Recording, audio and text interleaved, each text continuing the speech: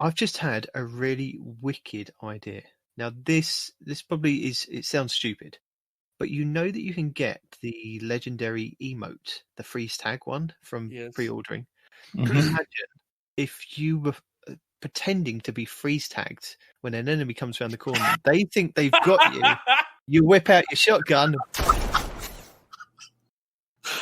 Oh, I love yes. the contradiction there. This is wicked, Yeah. but it's probably stupid. It's How many people are going to do that? Think, you've thrown out a freeze grenade, you run around the corner, you're thinking that person's frozen, and it's just the freeze tag emote, and they just whip out a shotgun and can't bang you in the face. see the emote before you get close enough to them? Like, are you really going to be paying attention? If you see somebody that's frozen, are you not going to be trying to shoot them?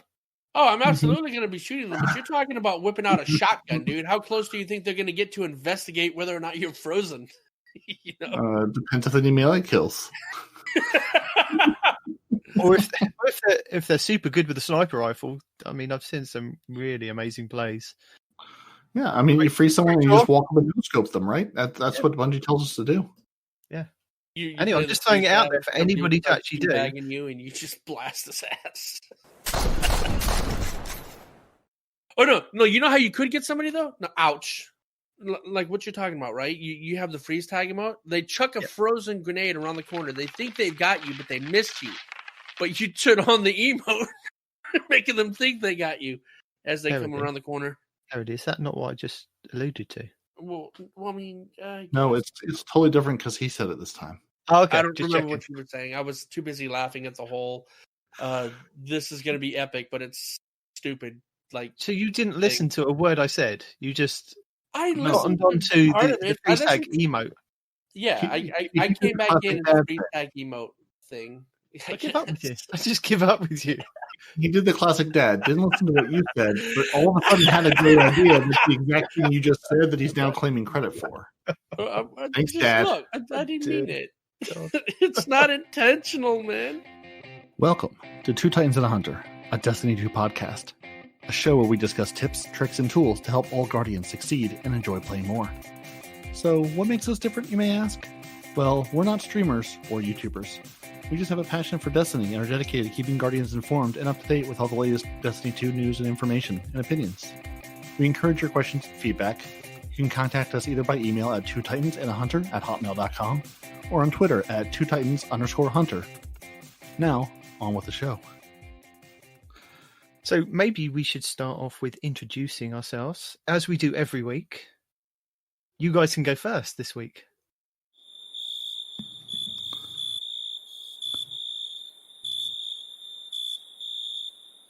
This is your One American co-host, Parody, who sits and waits for Respawn to interrupt him before he speaks every time, because you know it's coming, much like hail from above. Oh my God! Speaking of hail, no, see, it's because he's distracted talking to somebody else in the chat, as the prophecy foretold, and that, friends, is no one responds in real life. Hi, everybody. I am no one responds in real life. Your hunter legend, the hunter that every other hunter, titan, and warlock aspire to be like. Even though you are of different subclasses, you still all want to be just like me. It's an honorable dream. Unfortunately, it is unattainable. No matter what I try to teach you, you still can't just learn the inherent awesomeness that is Respawn. And I'm the other guy. And we've got a British guy. And we have British Dad. Welcome to whatever this is. I don't know what this is. You don't know what this is. No, this is the same thing that is every week. Same thing every week. Just that we always have to try and introduce ourselves. Because there might be new people that show up and want to listen to us. Which we struggle to do because we don't know who we are week to week. I don't know who I am anymore. None of this stuff is written down. This is just a complete train wreck from beginning. Just the beginning, basically, until we actually start reading stuff that we know about and telling you stuff about we know about. And even then, it's pretty much still a train wreck from there. This is not scripted. This is live action in front of a non-live audience. God help us if there was ever an audience. Whew. We've had live audiences. We just recorded it.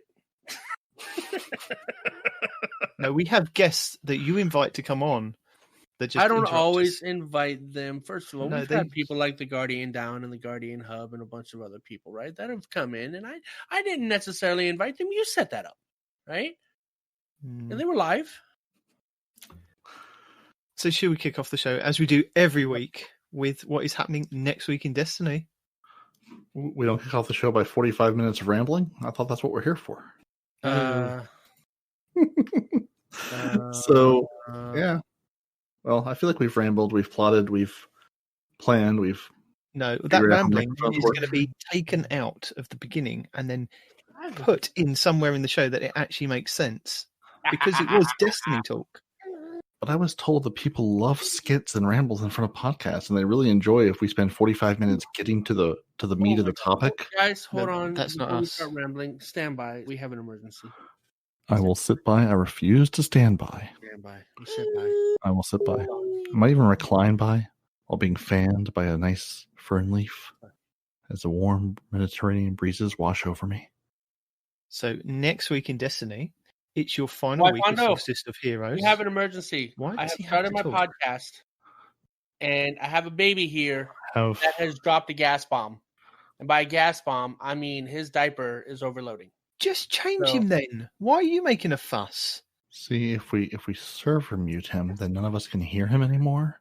So next week in Destiny, it is your final week of Solstice of Heroes. So this is your last chance to earn your magnificent armor and your Bungie rewards. You can help the Awoken save Sadia in the Corrupted Nightfall, the Ordeal, and feel the burn when Team Scorched and Showdown return to the Crucible. Now, we do know what Team Scorched is. It's Yes. where you bounce around the map shooting Scorched cannons at each other. You don't have any guns, and you don't have any supers. It's just that. Parody, what is Showdown? Showdown's going away, so no one cares anymore. You have to tell the people. They might not know. Showdown is about getting as many kills as possible. The first team to win 3 rounds wins the game. Nothing fancy, no crazy objectives. Just go shoot people in the face over and over again. So what do you guys want to talk about this week at the beginning? Do you want to talk about the trailers that we got? Or trailer and then a B-roll trailer? And then go into this week at Bungie? Does that sound like a cohesive way By of... trailers, do you mean like the moves themselves? Are we talking about the subclasses or like what happens in the trailer? The whole stasis reveal and the B-roll of the actual like supers in action and two-thirds of their names. Yes, 2/3 of the names. Right. Because even Bungie doesn't like a warlock. Sorry, guys. It's not true, man. Bungie, Oh, it's totally true. No. Bungie loves Titans. They hate Hunters. Warlocks are just kind of there. They don't like them or hate them. They're just a thing. Just the redheaded stepchildren of Destiny. Ooh. Floofing around looking for love. I do not. Everybody out there who's got red hair, I do not support his comments. So the other night I sat down to watch Gamescom just to find out, what these new games are and hopefully see this Destiny 2 reveal. So it's all that hype train about the reveal and the trailer. You could have just waited till the next day and watched the minute-long trailer or 2-minute-long trailer and moved on with your life. Instead of spending 2.5 hours waiting for it, I could have just played the game, waited till afterwards, and just watched it on YouTube. Yeah, and there it is. I didn't think about that. Yeah, with so much of this, it's like I want to be excited and I want to be able to watch the stuff live. And I knew with the timing it wasn't going to happen. But more and more, in hindsight, I'm going, yeah, I could watch this live and have the information the second it comes out. But I don't run any sort of, YouTube channel or podcast or anything that's going to get on the mic, 3 seconds after that and go, oh my God, guys, hot take. Here's what we just saw. No, like I can just wait till the next day and watch it and not spend 2.5 hours waiting for 2 minutes of content. I mean, I get why they do it. I get why it's part of the whole event, but if you're going to do that, there should be more to it. There should be a reason to watch it. But of course, it's Gamescom. It's not DestinyCon. It's not all Destiny, but no. But it would have been nice to have had a little bit more than just the trailer. Maybe just somebody come on and say, right, this, and this would have been, just a nice little tidbit to kind of, a little bit more information. But we did find out I want to what keep it as a teaser, because let's think about this, guys, for a second, right? So many times they've just told us what everything is, and then when we get there, it's like, yay! Now we get to play the thing that we've seen. But there's the awe and shock value is gone at that point. We already knew it was coming. You know, I mean, the fact that we even know that we have this subclass coming. Don't get me wrong. At the time I found out about it, I was like, whoa, that's cool, right? That's awesome, right? And the more information we find out about it, again, we get that initial shock factor then. But by the time it gets here, we're just going to be like, okay, it'll be fun to play with for a bit. You know, we're going to get our jollies in, let's say. But if they would have just waited and just hit us with this new subclass, you know, I think all the excitement would have been then and there, right? And it would have been better to just give it to us in game instead of trickling it down the way they are now, you know, because I feel I don't mind the trickling down. I don't want to know too much. I just want to know little bits that will kind of help me understand little bits add up, though, you know? Yeah, I'm not asking for a full reveal right now. Yeah, but what I'm saying is little bits add up, and somebody puts little bits together and then leak a big bit, and now stuff has been spoiled. Anyway, that's my take on it. You obviously you have your own take, but I mean, I prefer wait instead of this little bit here and there kind of thing. Just like, hey, you guys have a new subclass. Now we're all excited about it. Now we're anticipating it. Hey, is it going to be a darkness subclass? Is it going to be like, you know, what's it going to be? What's it going to be? A whole lot of talk. You know, you got the YouTubers out there giving content, this and that and the other, all this speculation. And then we get hit with this frozen subclass, and nobody expects the frozen subclass. We're all expecting darkness or whatever, right? And then we get hit with this frozen. We're all like, what? You know, and then there's this whole thing happening about it. You know? I do know. Again, that's me. It sort of feels like, you know, we've come to the final form of the Frozen clan with an entire Frozen subclass. It really feels like this is something that started in, you know, D1 with a nice little snowflake emblem that definitely gravitated to and used, you know, as an identity. And now we have an entire Frozen subclass. I don't know why they're calling it Stasis. It's Frozen subclass. Everyone knows it. No, I absolutely agree. Even though they don't listen to our podcast, they do apparently follow our clan. So surely there must be other Frozen-ishy kind of clans out there. Is there? Let's see. Destiny Frozen clans. Okay, there is an actual Frozen clan. Yeah, because that's why we're Frozen with a zero. Frozen was taken. Frozen Bakery, Frozen Clan, the Savage Frozen Guardians. Yeah, but see, we're still going to claim superiority over all of them because we can. Who's going to stop us?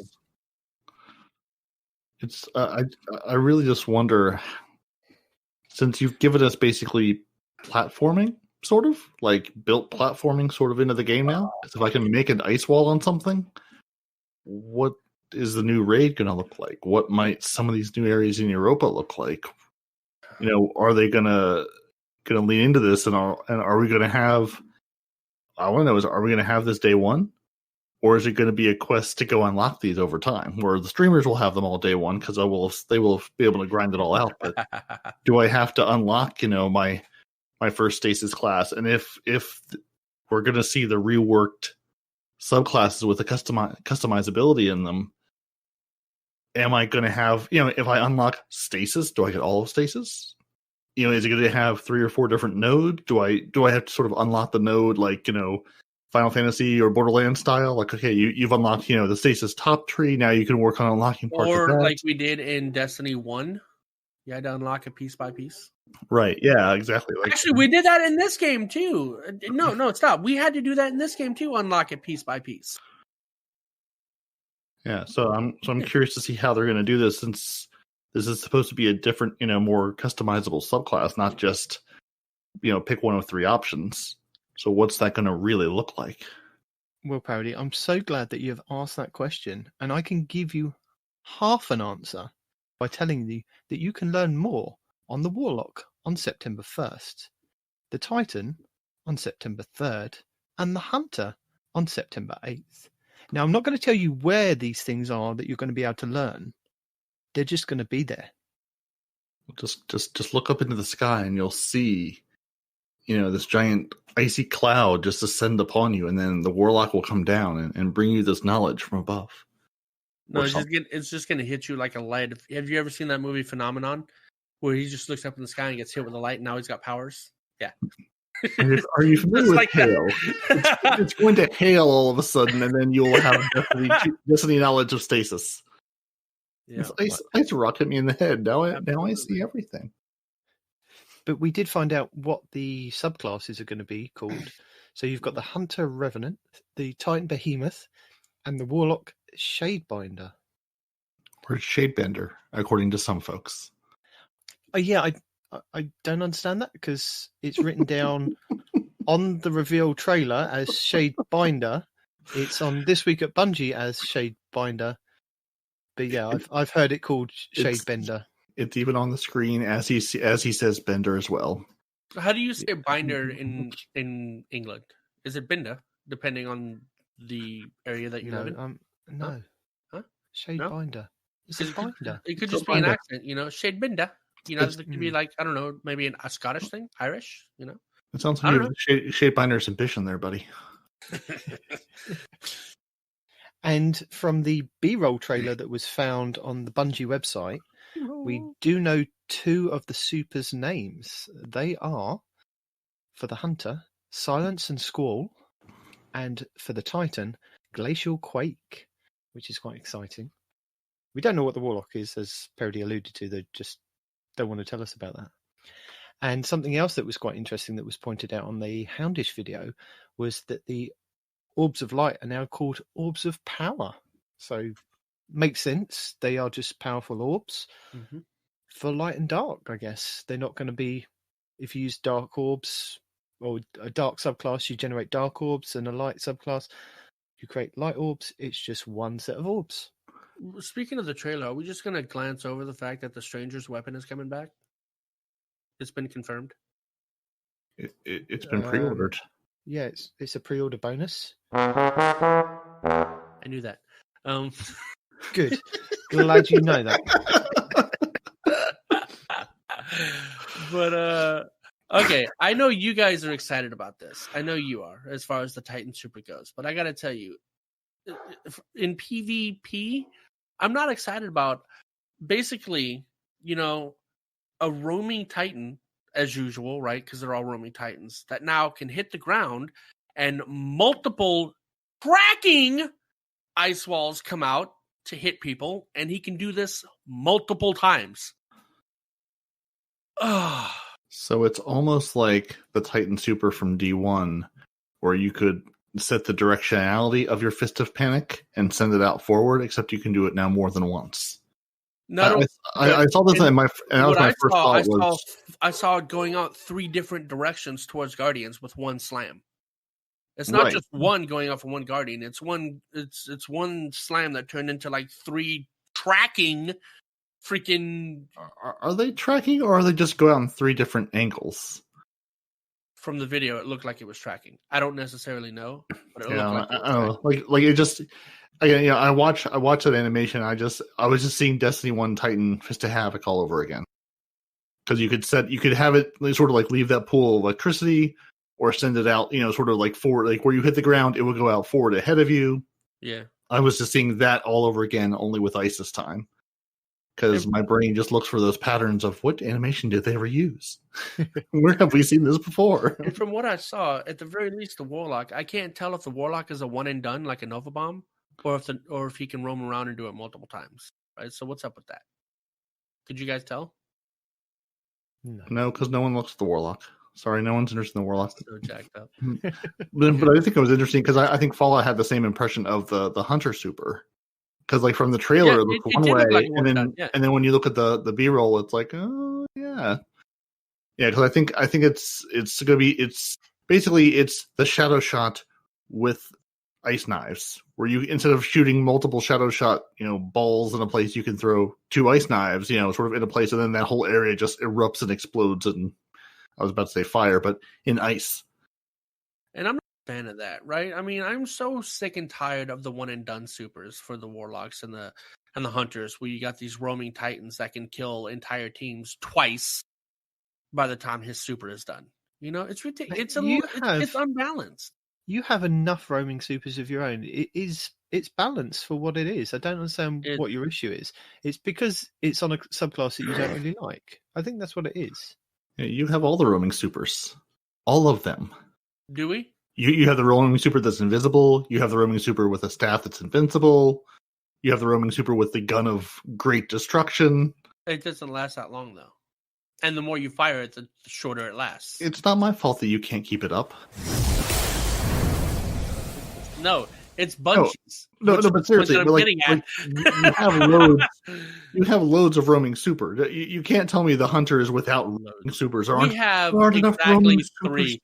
And calling the golden gun a roaming super, I think, is a strong argument there. No, we are going off of what Bungie have told us. It is a roaming super. You can can't argue with the developer. They tell us it's a roaming super. You can kill a guy on one part of the map, then another guy on another part of the map. It's a roaming super. Anyway. It's not a one shot and done. Blade Barrage, not a roaming super. Nova Bomb, usually not a roaming super. You mean the tracking one then? Depending how far they chase you or how bad you are at hiding. That's more of a stalking super than a roaming super. That's a fair point. But no, like honestly, like there's roaming supers. Maybe they're not good, maybe you don't like them, one of but your they supers exist. Is a roaming one, aside from the bubble. The bubble is stationary. And your Thunder Crash is a one and done, right? Actually, no, because you can kill people while you're traveling with that one, can't you? Yeah. So so that's also a roaming super. So basically, that's a real stretch. Except for the bubble, all of them.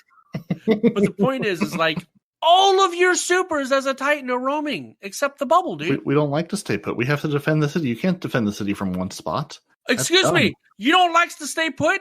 The hunter's inherent stat is mobility. Well, then be mobile. Run away. Run faster. That's why I'm complaining. You don't have enough roaming supers for the hunters. This should have been a roaming one. I need another roaming super. No. I want this ice one to be a roaming super. So the blade, So everything but the Blade Barrage and your one and done Shadow Shot. Is everything else roaming?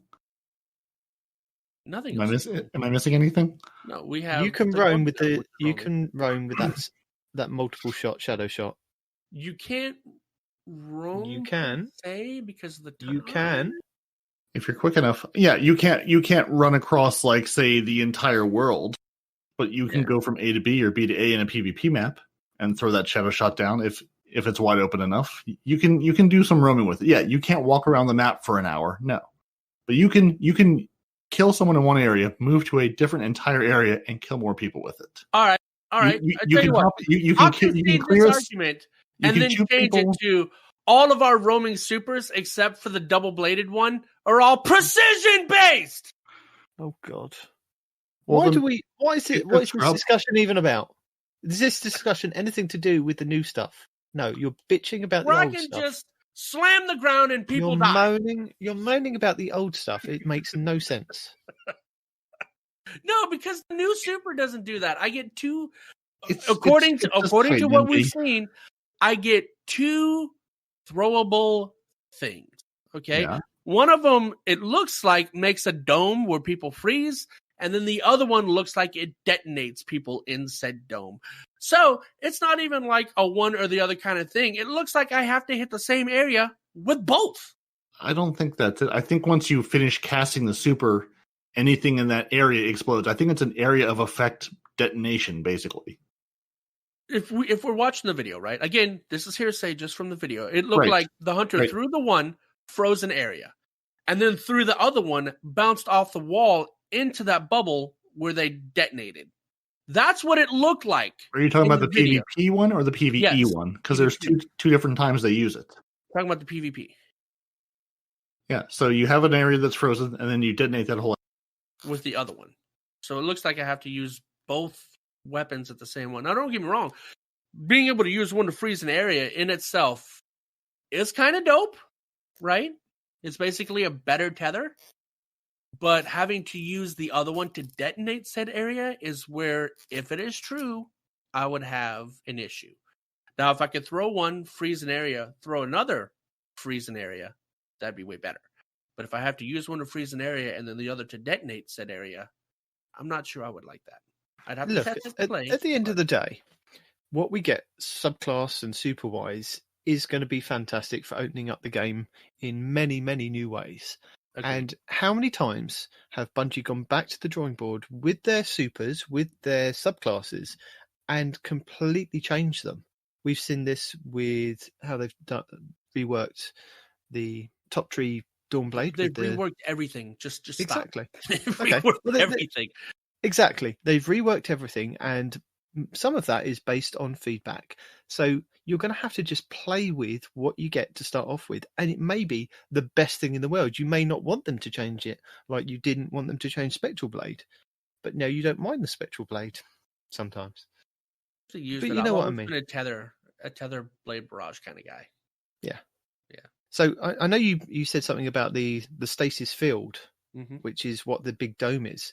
And it says on their page for Beyond Light, which we will link in the show notes, even the odds by slowing your enemies in the stasis field, then aim down sights at your next target. So they've just given the hunters a bubble. Well, it looks like it's for everybody. It's a reverse bubble. Instead of a safety bubble, it's a very dangerous bubble. You don't Exactly. want you now It's everyone. Like, you don't want to be in that bubble. Get out of that bubble. Now, is this a bubble you want to go near with a rocket launcher? That's the real question. If you shoot the rocket into the ice, do you still kill yourself Frozen style? Depends on how close you are with the other person, I guess. I think the bubble is permeable. I don't think weapons are stopped by the bubble in or out. I think it's just a stasis field. So if you're in the field and you can pull a trigger, maybe you can shoot out of it, even if you're slowed. Because they said slowed, not stopped. So we have to say that, right?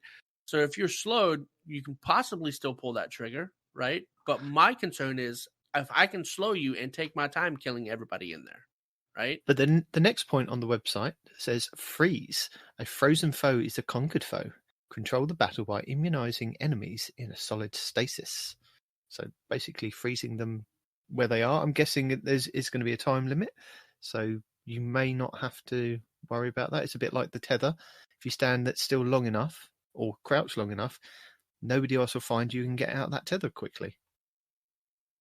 I didn't know that about the tether. Usually I kill people when I hit them with it. I've never given them but if you manage to kill the person that's tethered you and then you just crouch and wait for no other enemies to go by, I see. You become untethered and you can run away. But I don't think crouching has anything. You're just talking about like disappearing from the radar? Is that why? If you if you're standing shooting the tether, target, you're drawing attention to the fact that you are tethered. You're shooting a target that's on the floor or where it is, and you're not aiming at another enemy that's running around the corner to shoot you. If you crouch, you're off their radar. If you don't shoot, you're also off their radar. It gives you more of a chance of survivability. You know, you can shoot the tether to get rid of it faster, right? But when you shoot the tether, you are drawing attention to yourself. You are then pinging on people's radars to say there is somebody there. Get away faster than not if you get killed by drawing attention to yourself versus hiding in a corner going, shh, nobody's here. Yes, and aim for head height so that if somebody does come around the corner that's on your radar, you know, the tether's already had its hooks into you, so you're not aiming up at the ceiling. You are ready and waiting for the next person to come around the corner. It's a hide and seek theory of Destiny. Exactly. So this is what I'm saying. If you can dodge a brick, you can dodge a ball. If you can't see the Guardian or don't know the Guardian's there, you can't kill the Guardian. Yes. So I'm just saying with the freeze part of the stasis, I know you really can't move away from anything, but if you probably wait there long enough, you'll be unfrozen. And this is still under the Hunter super description? No, this is for everybody. Okay. Just everything. Because I know for a fact the Hunters freeze with your punch. I know the Warlocks freeze with their stick. But it doesn't. We still don't know if the Hunters freeze with the stasis bubble or just slow them down. So I guess we're going to have to see how that plays out. And the last part of it is shatter. A hail of icy razors erupt from broken stasis crystals, damaging those unlucky enough to be near. So that's not specific to any subclass or class of character. It's just those are the three things that they're putting with stasis, I guess. So there's going to be some elements from each one. It's going to be it's like Firefly damage. Things blow up, and things next to them get hurt. Now, do they also get frozen and hurt though? I think just damage. Yeah. Maybe the Titan you taking damage. I'm guessing. Yeah, maybe the Titan one is different to how the Warlock one is, to how the Hunter one is. With the Titan, maybe it's to do with, instead of putting a barricade down, you put a stasis field down. Yeah. With the Warlocks, as we saw in the trailer, when one of them put a rift down, that rift went out and froze all the enemies that were charging in on them. Did you see that? Mm-hmm. That rift is going to be ridiculous. I sincerely hope they give that stasis subclass that same sort of like downward dive ability that the Dawnblade has. So you can jump, hover over a group of enemies, cast it down, throw the frozen rift out and be like, hi, I'm here. You're all frozen and dead now. But I thought their super was range though, right? We're not talking about super. We're talking about putting a mini rift down. Yeah, like at the moment, you can put the two different rifts down. Wouldn't have a dropping effect though.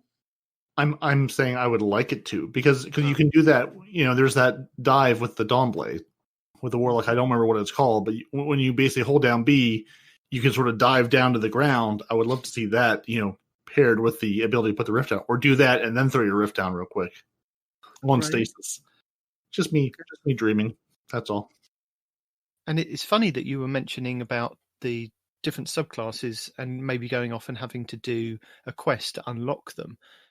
Is it going to be just like one grenade, one ability, and then what's going to happen later on? Is it going to be upgradable? Are you going to then be able to add by the end of the year, maybe, or the end of, by 2021, when we come to September again, we've unlocked 3 grenades and 2 abilities and more nodes for the subclasses. It's going to be interesting how they present it to us. Is it going to be a one and done? You go and do a quest, you unlock it, and there it is, or is it going to be this is going to happen over time, and you're going to have the ability to unlock these dark stasis subclasses in different parts of the game? So next season there'll be a chance to earn a new grenade for your stasis ability. The season after that, is it going to be a new, like with the 2 different rifts that we can get, the 2 different barriers and the 2 different dodges? Are you going to start off with one and then be able to earn the next one, and then further on down the line earn another grenade? Look, or another node. Bungie. That would keep you interested in coming back, wouldn't it? If you're listening, keep upgrading. Yeah. Right. Bungie, if you're listening, you've given the hunters a dodge where we can reload. You've given the hunters a dodge where we can essentially get our dodge or melee back, right? So, if you could give us a dodge that you can adjust the proximity, obviously, right? It doesn't have to have the same range as getting our melee back, but if I dodge right next to somebody, let's say melee range, if you could freeze that individual with a dodge? I think you're a bit late in suggesting that now. Maybe about a year and a half ago, when they were probably developing this, would have been a good idea to try out. Future update, put it. How do you know that that's not in the game already? I don't, but that's what I'm saying. If you have dodge abilities, Warlocks have the Rift ability, and the Titan has the barricade ability, or even an exotic, which allows my dodge to freeze people. Hey, I'm happy either way. I prefer an exotic, actually. Let me keep my dodge to go, reload, or dodge to get a melee back, and then give me an exotic to also let the dodge freeze. No, you've asked for it now. That's it. Come on. There we go. No, you don't get an exotic now. Whatever. I'd be happy either way. Let my dodge freeze somebody. What do you guys think about freezing in PvP? Because like PvE, fine, whatever. Like I look at this and I'm stupidly excited to take this into Gambit. I want to go. I guarantee your Titan melee punch will freeze people, 100%. I don't even know if it does, but I'm telling you, with Bungie's love for Titans, your melee will be able to freeze people. Promise you. Okay, so PvP. What do you guys think about the prospect of being frozen or slowed in PvP? As a super, fine. If that's the ability, use your super. If you're using your super, I'm assuming I'm dead anyway. I'm good at being frozen, slowed, whatever. But it's still going to be super annoying. It's still going to be irritating. And if there's other ways to freeze people, like with the grenade, it's going to be really irritating But I also want to know. Yeah, but everybody can be irritating at that point. If it's an ability everybody or gets a grenade that everybody has. Exactly. Yeah. That's a big if. That is the big question in the room right now. If everybody's grenades / melees can freeze. But you kind of do have that at the moment, don't you, with the hunters, with their smoke grenade. That can slow and, eventually kill you. It depends on which... Yeah, but it doesn't freeze. Or can you are kind of frozen. Build that wall, and if say you're indoors, can you just lock down an area by building ice walls on every doorway and go, no, you can't come in here? Depends on how many grenades you have and how many doors you have. and whether or not they have. Because let's face it, right, wherever heavy's going to be is not going to be where you're standing. Right. Exactly. And if someone throws, say, a fire grenade, like one of those big giant warlock flamey fire grenades, does it melt your ice wall? Like, is there an actual interplay between ice and fire? Does it become water? Does the ground become slippery? Do you then slip on the ice as you're trying to run away?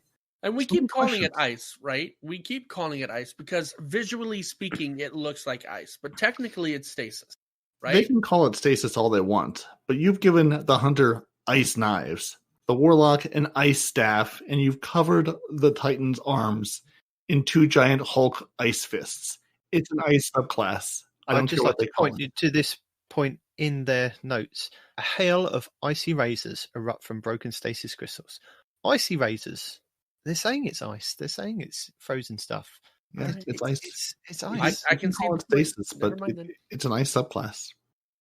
But yeah, ice, baby. Either way, getting back to what we were talking about, does everybody get a grenade or melee or both that can freeze people?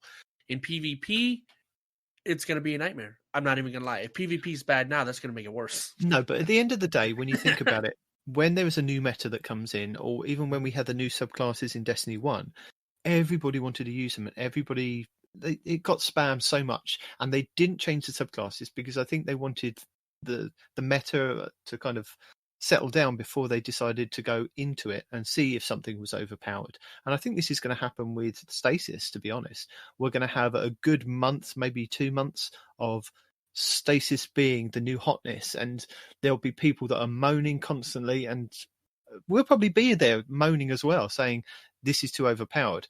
But it's not until you kind of see a YouTube video or somebody on stream doing something to counter that then that kind of gets back out into the wild saying, well, no, actually, if you're doing this, you can then counter that. And it's going to take a while for it to actually even out, to actually be, well, maybe this is a bit too overpowered, to be honest. I think it's going to be fun, and it's also going to be frustrating for quite a while in PvP. Yeah, I think that's going to be interesting, too. Again, like we were saying, is this something you just get day one, or are you unlocking parts of it? Because if it's that whole stage of some people have these abilities, some people have lesser versions of them, some people don't have them at all, it's just, you're just adding levels to that frustration and levels to that what you can and can't do with stasis. But yeah, just like everything else, once it makes contact with the community, it's going to get changed. There's going to be things that are overpowered. There's going to be things that are too weak. They're going to make changes to it. I'm really curious because I almost feel like I haven't heard people talk enough about the fact that we're getting a new subclass in this game. That the first time around it happened was a big deal, and it's kind of like, oh yeah, it's just we're getting stasis, yeah, whatever. Like, it's just a whole new way to open things up, and I would love to see them with the customizability. God, I can't say that word. Build that out. Like could I in stasis? Could I have a choice of 6 different grenade types? But I can only equip, one of them at a time. Could I work toward, next I can only equip one at a time, as opposed to what? Well, no, as opposed to the 3 we have now. But say, but you said one at a time. You can only ever equip one at a time. So I'm thinking, where's your train of thought going? Oh, in this hand, I want to have this one, and in this hand, I want to have this one, and I want to throw them both. Damn, Titan. Hunters can do that with the wombo combo. You can throw smoke in a grenade. I'm not asking for that, but I'm just saying, this season I get 3 grenades. Next season, a new grenade type comes to stasis. I can get a new void grenade type. I can, just as ways to extend these subclasses, just, as opposed to just the three like things we have now. combining the Just give the stasis with something else. not even that, but just new ways, new ways to have grenades. Maybe I get a void grenade that traps people in a molasses-like pit, or it slows them down. I guess that would be combined That's with. what I was saying. Yeah, like you take a stasis grenade and you mix it with a vortex grenade, and boom, combining. You give me a flaming grenade that sits and pulls a fire and eats away part of the map, so there's a hole where people fall into it. Just little. I don't know. I don't know what I want. You're thinking ahead, man. I don't know what I'm just pulling things out of the air. But just something more than here's the 3 grenades you've had forever. Has there ever been a game where you can delete part of the map? Well, I'm not asking for that necessarily, and also PvP guys do it all the time. But I'm just saying, let my grenades do something different. Sure. Just give me grenades that do different things. We've had the same 3 grenades forever.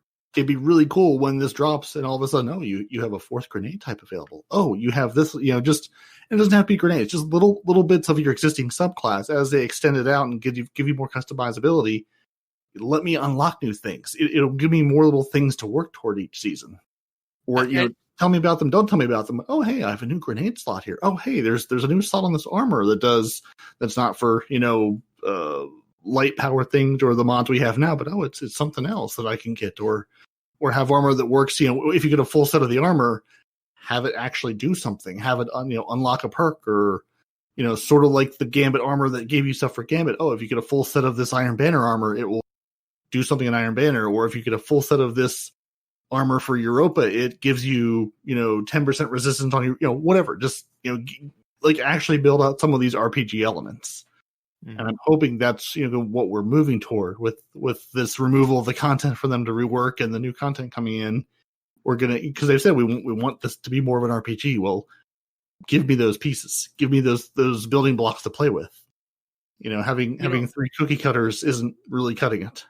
Building on that point right there, I swear if Bungie gives hunters another swarm-esque type grenade with this new subclass, I'm going to lose my mind.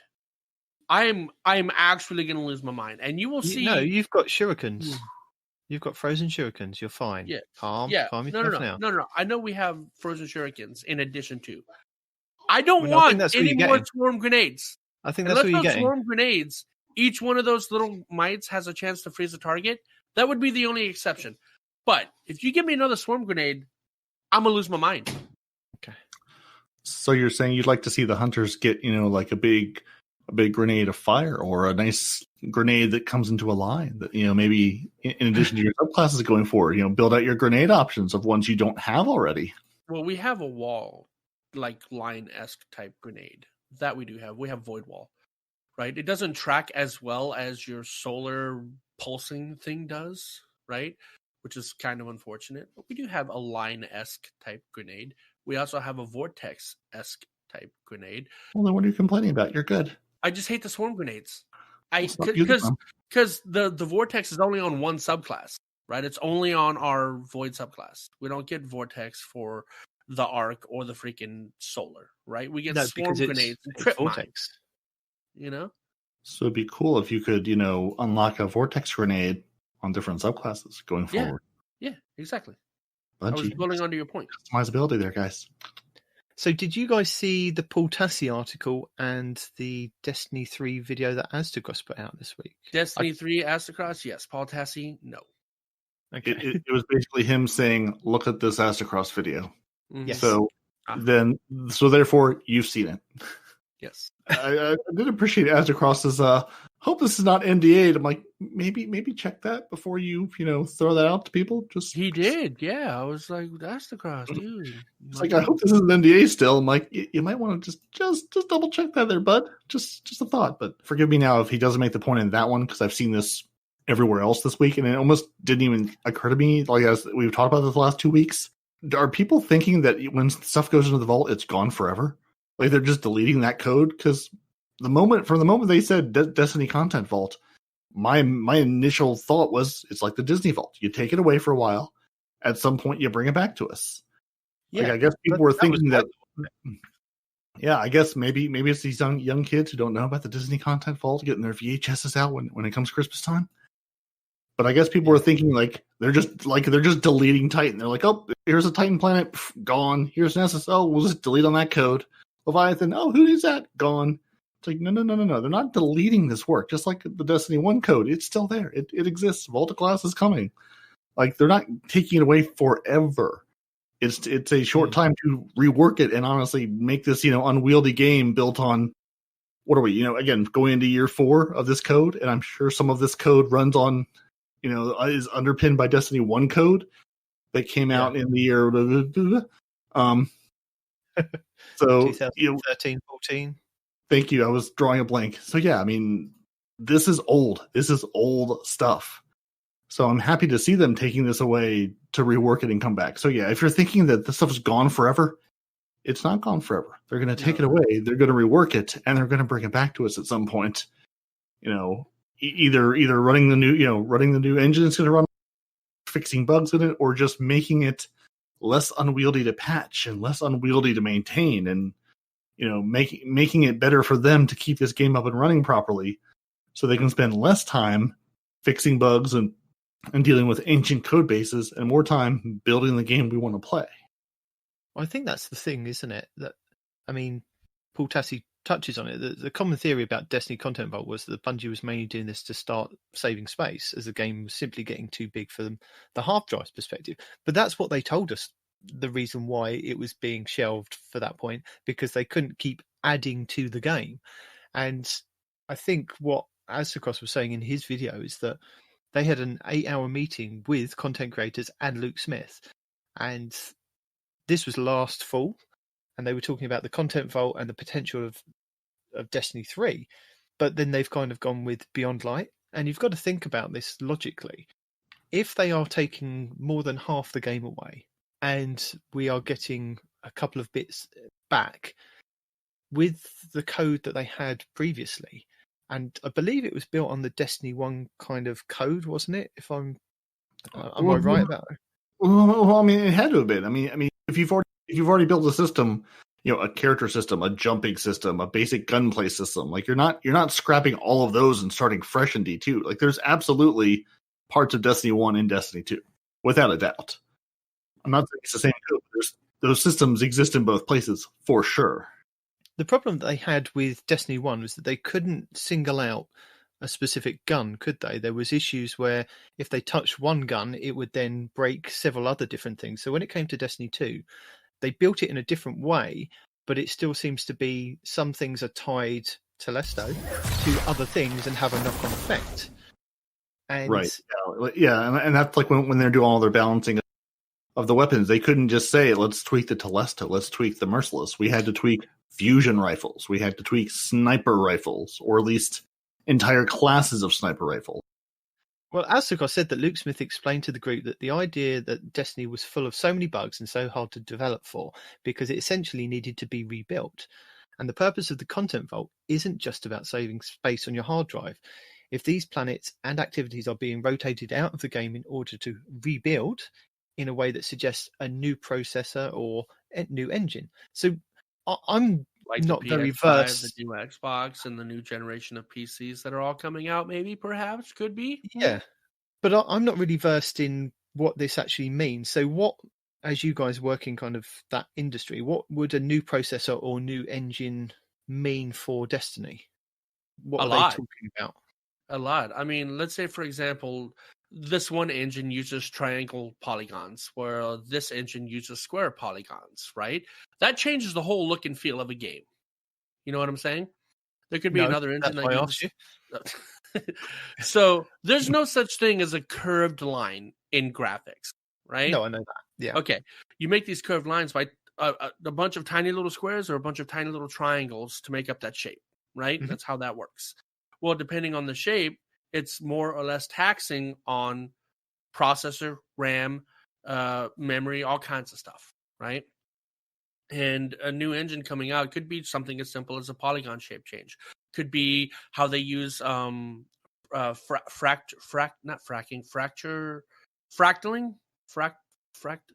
using the one shape over and over and over again to make textures. There's a word for it. It's escaping me right now. But yeah, I mean, there's a bunch of different things an engine change can mean.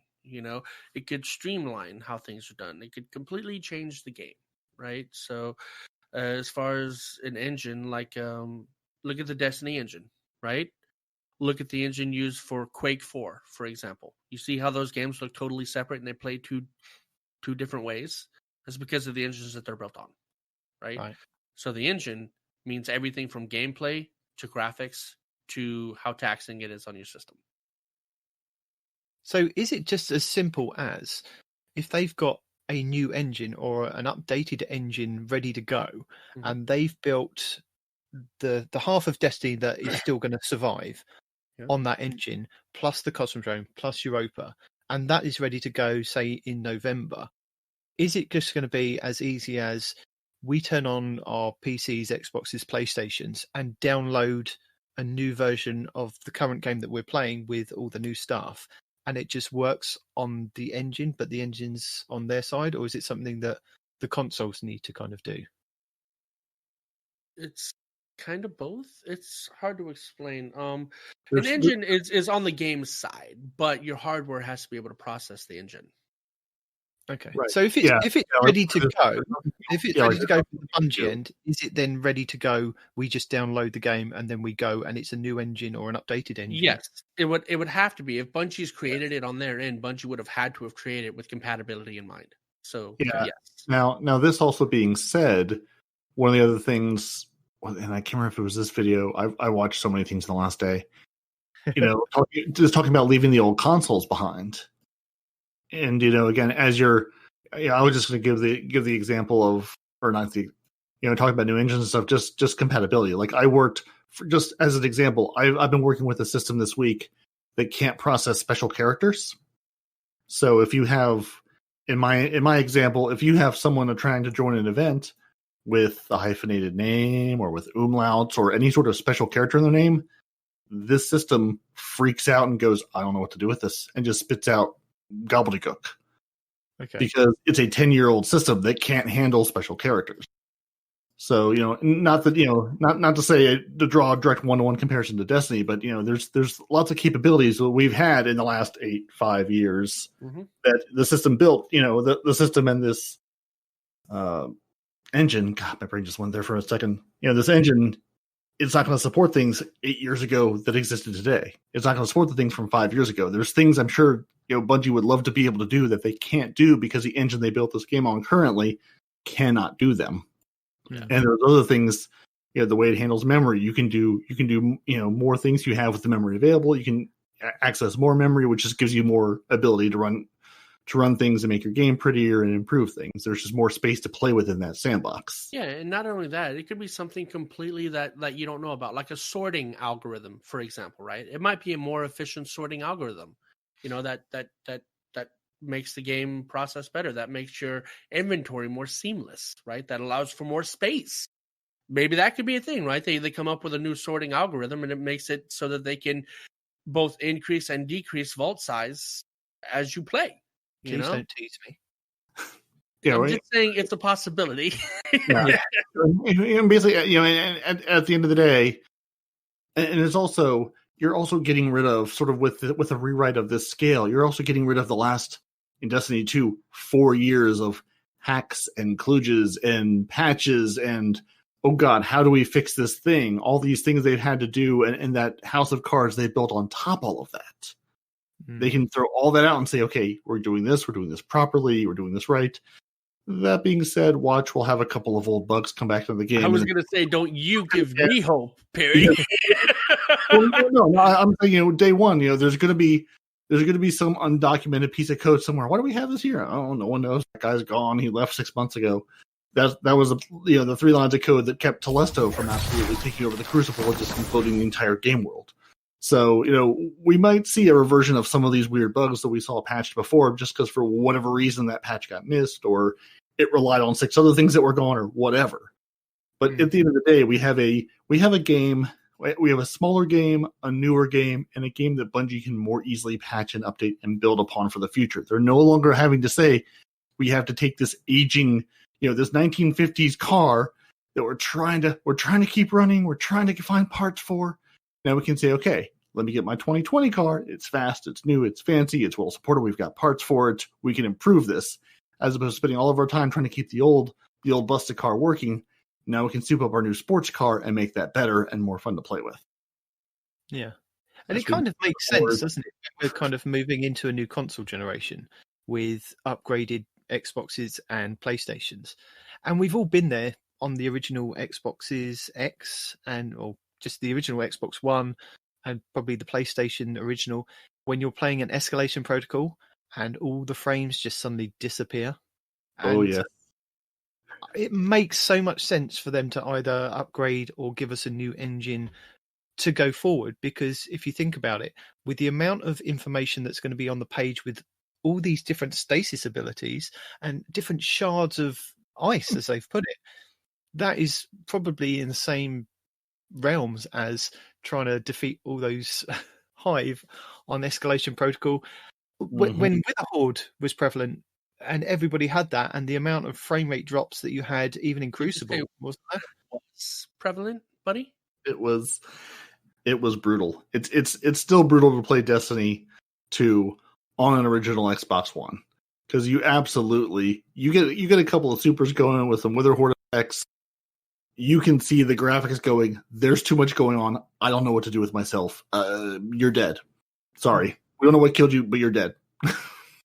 And for a game that they've said is going to be at least for the next 3 years that they're going to build upon, it makes so much sense that there's going to be something new to kind of push the game in advances that we're not able to do at this point in time. So, yep, and this is where Nitedemon play. Get the violin out. We'll start the sad music. Friends, on the original Xbox Ones and the original PS4s, this may be where you get left behind.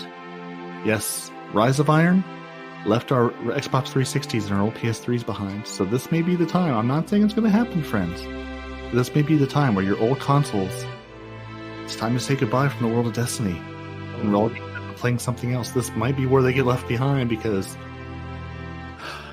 progress marches forward, and it's time for a new console. You've been saving up all your money. You've been saving up all your pennies from doing your chores, digging through your couch cushions, looking for that extra money. It's time for a new console.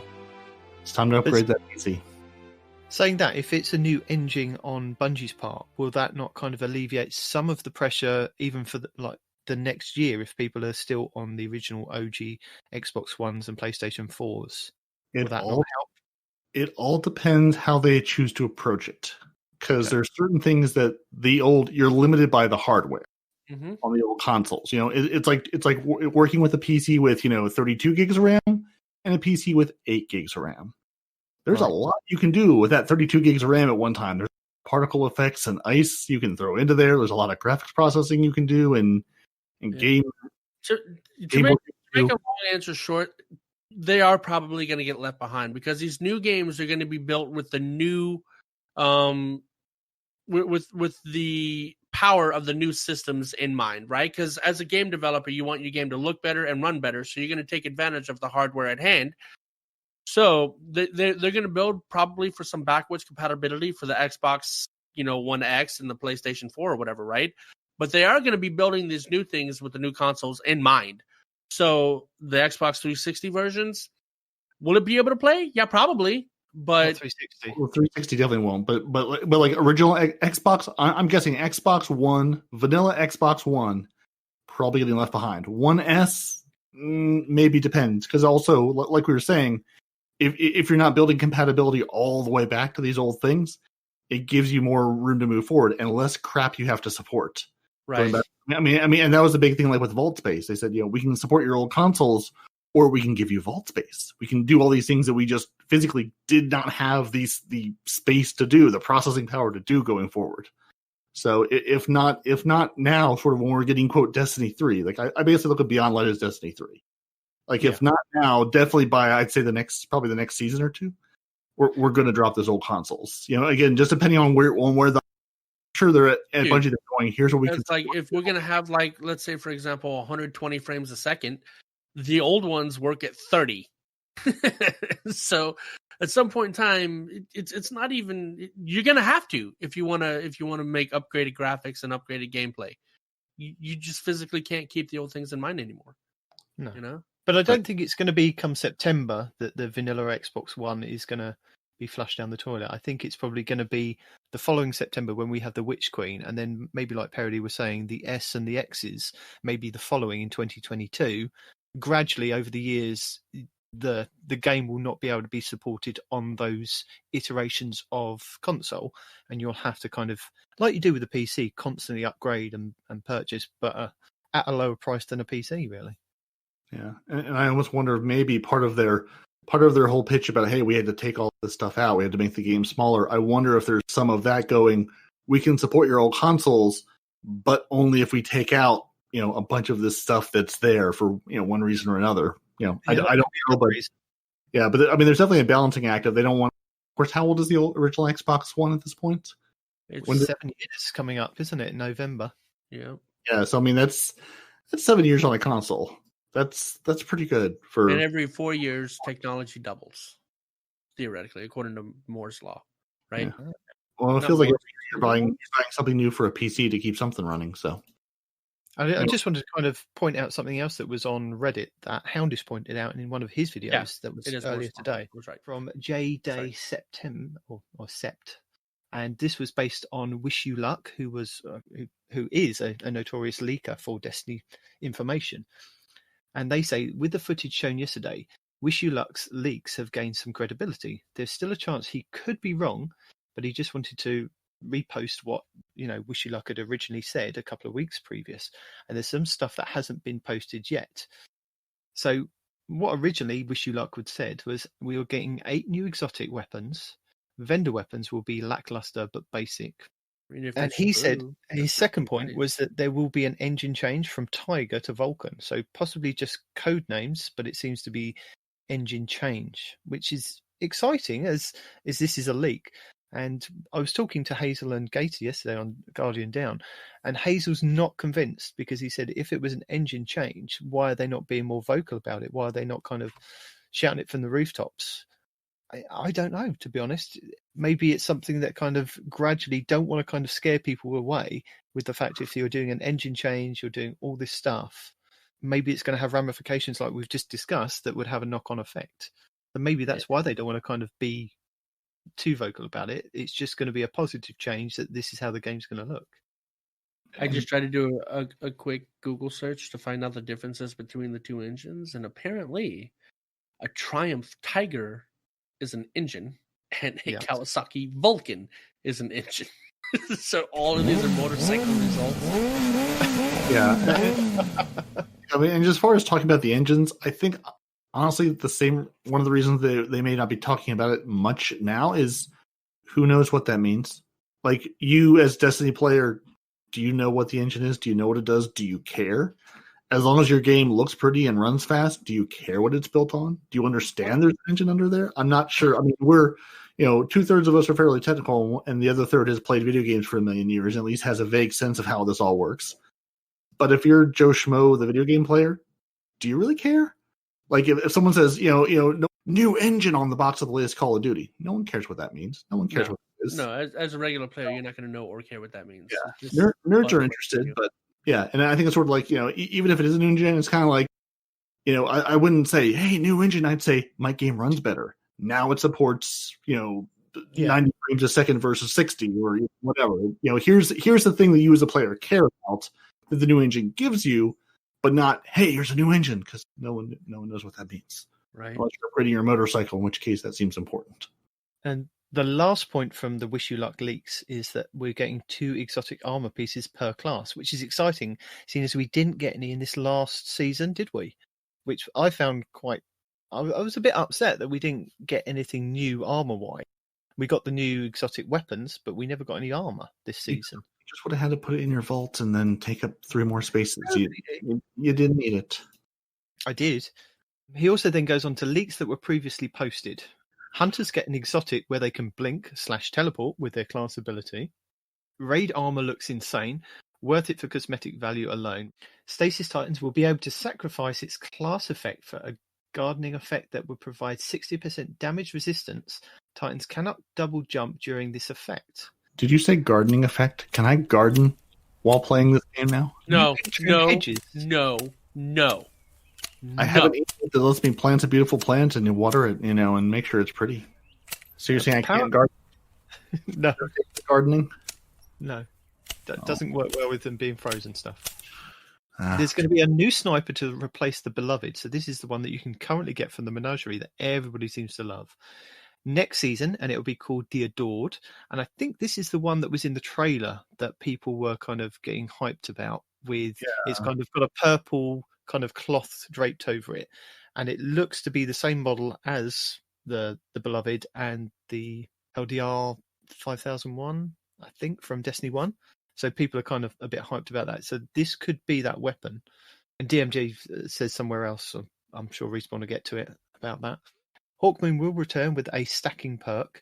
Crits will stack on rapid successful hits. The crit stack will only affect the damage on the final bullet. 3 stacks or higher will one-tap a Guardian to the body only for the final bullet. Warlock Super will be a staff that can freeze slow damage and can blink like Nova Warp for destruction. And Stasis Supers will be 2-part supers. Hunter's Super is similar to Blade Barrage, throws 2 axes that freeze/slow, and a tornado effect for massive damage. So maybe there is some truth to that. You get something else with your super. Or maybe it's not. Maybe this is how they built it originally. He's now leaked this information and it's kind of changed. It would be super interesting if there was like a 2-part to it. Like you throw that first axe, you throw the second axe that area explodes, and then you can do travel to another area and do a secondary thing. I don't know. I'm really curious to get my hands on these because just a new subclass opens up a whole new experience that I'm really excited to play with. I don't want to know anything more about it until they give it to us. I want to play with it. I will link the Forbes article by Paul Tassi and the Aztecross video for you guys to check out if you are interested in the stuff that we just talked about. So yeah, indubitably. Since we're leaking things, do you guys want to hear what else Bungie leaked? Get an early little patch note preview. Yeah. What you got, buddy? I got something now. Now it's not coming until September 8th, so not this Tuesday, but next Tuesday. Which also, I believe, happens to be the end of Solstice of Heroes. So once Solstice of Heroes ends, we're getting patch 2.9.2. They want to give us an early little preview of, some of the things that are coming. Now, this date may shift because, again, it's now August 29th as we record this. So, again, we're a little over 2 weeks out. So this date... Give me the goods! Jeez! No, you don't get the goods. Everybody else but Respawn gets the goods. Stop building up to it, man. Just give it to me.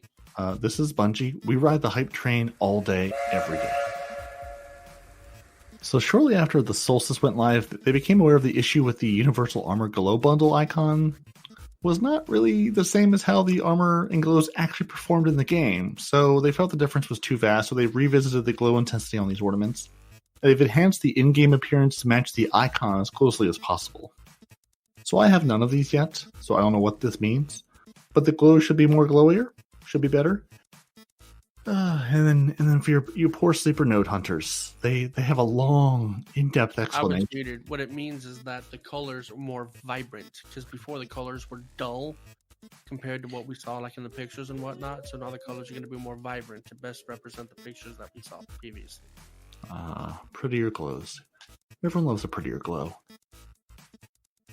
So, as we have this extra time between now and Destiny Content Vault Land, one of the rewards people are going for is the unique emblem for collecting all the available sleeper nodes that was introduced way back in Destiny 2's Warmind expansion. So, due to the way the sleeper nodes were created, they're not able to completely remove the possibility of receiving a duplicate override frequency, but they are making some improvements to it, which will let you decide if these are actual improvements or just more grindy improvements. So here's what they say to do. When you're combining resident stems, it is very unlikely the resulting override frequency will unlock a node in your current area. So if you need to unlock a node in the heatsink, you should leave the heatsink area before creating that override frequency. So Destiny 2 this whole time has had an internal checklist of nodes that you've unlocked. Sounds good, right? Internal checklist. The checklist is separate from the count you see in the game, and prior to this fix, the checklist would frequently be cleared. So you made a list. I'm sorry. What? Cleared the list you made because everyone knows you definitely had resident stems to create, frequencies over and over. So clearing the checklist, duplicates were so common. So to resolve this, going forward, and again, this is going forward from when this 2.9.2 patch hits, September 8th, thereabouts, they will no longer ever be clearing this checklist.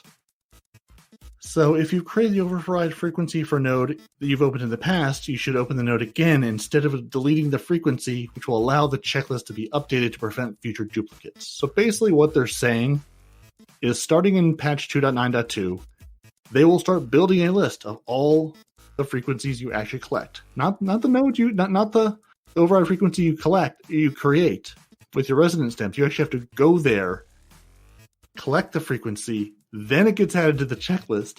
At that point, it won't be duplicated. So if you're really serious about hunting all these down, go farm resident stems, get a metric ton of these stupid. Do it all over again. Basically, go collect the frequencies one by one until you find the 1 or 2 or 3 you need. Because at that point, after this patch hits in September, it will start building a new list. So all the work you've done up until now, that list is gone. Always has been. Never sticking around. So if you're actually serious about doing this, farm your resident stem frequencies. Farm your resident stems now, which I believe is through public events and the patrol missions. Lost sectors. And lost sectors. Yeah. So collect those, get yourself a stack of those stupid things, and after 2.9.2 patch hits around September 8th, then you can start doing this and actually attempt to get this finished. That is a huge oversight on Bungie's part. Huge. That's really... If I was actively collecting those, I would be livid right now. Yeah, I've had like 2 or 3. I might even be down to 1. I gave up on it months ago, and I'm not sure this will make me not give up on it. So I believe there are 50 override frequencies that you can collect. It's 45 for one of the weapons, and I can't remember. I think it might be the sleeper simulant. Don't quote me on it. But there's 45 to get a weapon and something else in the game. But to get Zero, I think, is the other one. Sorry? Yeah. Worldline Zero is one of the other numbers. Anyway. So there's 50 to collect in total. So you would need 150 of the resonant stems, I believe, because it's 3 of those that create the override frequency node thing. Mm-hmm. Yes, so it's 3 of those that create the override frequency for you to then go and unlock it. So you need at least 150 before you start opening them on whatever date it was, beginning of September, or 8th of September, sorry. Yeah. Whenever this next patch hits. You do have the potential of redoing the whole 50 again. Like me, I've done 45, and I do have the potential of this reset over and over again. That potentially, to get the last 5 that I need, I could potentially have to do the whole 50 again to make sure I check that off the box. And to help you with roughly knowing where you need to go, I believe Lowly Devs keep a track for your Guardian. I think that was right, wasn't it, Parody? If you go to the Lowly Devs, you could, yeah. You can also hit everyone's favorite site, breaktech.org, and they have a number of trackers under their checklist page. If you're looking for all of these things, they have trackers there, which will also link you out to the Lowly Dev map. Now, how accurate is this? Can it also tell that that it's been reset before? Well, no, because there's no way to like currently. If I look at my sleeper nodes, I have 36 of 40 on BreakTech. Okay, I have collected 36 of 40. The list that's been reset, that's an internal list that was never, it's not accessible by the API. That was not a list anybody ever saw. No one ever knew this was happening until presumably now, as Bungie is telling us. So that count that you have could be wrong. Well, the count's right, and it will tell you which node is right. Right. The count I have, I still have 36. I've collected 36 of them. That count is correct. However, the deduplicate list is when they push this patch out, is going to zero that out, which has been zeroed out because right now it's zeroing itself. So I could have to go collect all 40, the first 36 of these nodes again to get the last 4 I need. Because right now, the game says you, Parody, have collected 36 of these nodes. My list of ones for duplicates is sitting at 0 and will be sitting at 0 when the patches. That's the point I want to try to make is don't start farming these before this patch hits. Because when they push this patch out, they are zeroing out this list again. Right. Which, to be clear, is how the game has worked this entire time. So, but what I'm saying with the lowly devs, it will have already tracked which ones you've unlocked. So if you go and stand in an area that you know that in an area away from the ones that you know you need to collect, it gives you more of a chance to get the ones rather than duplicating the ones that you'd already done once the patch hits. So use lowly devs to find the ones that you still need to unlock. Give you more of a chance, basically. Yep. And then, so you'll need to do public events, lost sectors, adventures, patrols, and opening chests to get your resident stems. And I don't remember how many it gives you, but it's not too many for any of those things. So if you're making a serious run at this, you're going to need to farm resident stems. You're going to need to spend some quality time there. I don't know if it's quality time, but it's definitely a lot of time. Yeah. If you do Escalation Protocol all over and over again, then yes. Yeah, do that to generate orbs or work on your other armor for the other classes anyway. Yeah. Sorry, Parody, would you like to continue with the other issues that you have that are going to get fixed? Do you have other issues, Parody? Oh, I have so many other issues. Like the issue when you ADS the cold denial season pass ornament, it was different than the base weapon model. Yep. When you ADS, it changes the entire world you see. Sure. The Red Rex Broadsword is going to be back to reclaim from collections again. They note it will be locked to the first roll rewarded when completing the Broadsword quest. If you pull it from the collections, it's going to be a static roll. It'll be in your loot pool to, get different rolls, but if you pull it from collections, it will be the one roll, but it is coming back. Spider will begin offering 3 weekly wanted adventure bounties, up from 1. They fixed an issue that prevented the exotic perk on the Merciless from triggering. And finally, one near and dear to my heart. They fixed an issue where players' spawns effects would freeze in Gambit. Oh, goodness. You would spawn in and you would freeze, and sometimes spawn in the second time. And then about 5 seconds later, usually by the time the invader has time to find you and hit you again with a rocket or sniper rifle, then actually allow you to move. So I'm very happy that one's being fixed. And this, again, is all coming in about 2 weeks, so don't get excited and jump into Gambit thinking you can move or think you can ADS during cold denial, and please do not start hunting super nodes until September 8th. Don't do it. These patches aren't coming for another 2 weeks. Don't get excited. Just play Solstice. Yeah, Solstice things, or just go play Mayhem this weekend. Thunder Crash people. It's great fun to get. Okay, I think I missed it. You said the cold denial, they fixed it. How did they fix it? Did they make the regular site kind of change the world, or did they fix it so that the ornament? You remember Fallout did a video on this with the ornament making. We're talking about Fallout. We're talking about this right here. We're talking about what Bungie said. No, but you remember what Fallout showed you in that video because you even described it to me and told me what it was. Yes, I do. Okay, so they're changing it so that both of them look the same. Yes, but which version are we getting? They don't tell you. Okay. You will have to contact your friend DMG or Cosmo and ask them.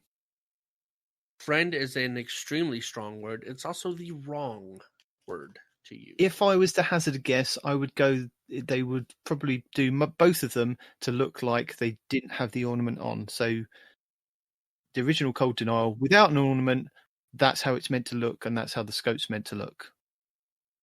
So they'll go with that. That just hazarding. Yeah, or maybe both, but when you have the ornament on, it looks right. When you have the ornament off, it looks right. Mm-hmm. And so that they are going to fix those things. They did actually fix a couple other things in the patch 2.9.1.3 we got. So, they fixed the issue with the bright dust not being rewarded, and we got our first round of bright dust, as we mentioned last week. Haven't seen the second wave of bright dust notification hit yet, so that's still coming. If you were seeing the error, fairy dust sprinkled in, there was like 1 or 2. Oh, very good. Did you say prairie dust? Fairy dust. So if for some reason you're playing Destiny 1 and you have a Twitch account linked to your Bungie account, you may have seen the Tapir error, TAPIR error. They've resolved that. So there you go, Destiny 1 folks. And some weekly EAZ challenges still aren't showing up a weekly reset. Some Bungie reward codes are not working in the EU Bungie store. And they're investigating turtle errors on Destiny 1 for Destiny 1 and 2 players on CenturyLink. Because CenturyLink, up your game, your connectivity sucks. Rural people deserve bandwidth. What's CenturyLink? CenturyLink is an ISP here in the States. Yeah. Okay. A one that is one of the more rural ones, the smallerish ones that I don't think cares about people or Still a huge monopoly. their experience. Yeah. Pretty much all the ISPs in the US are giant monopolies.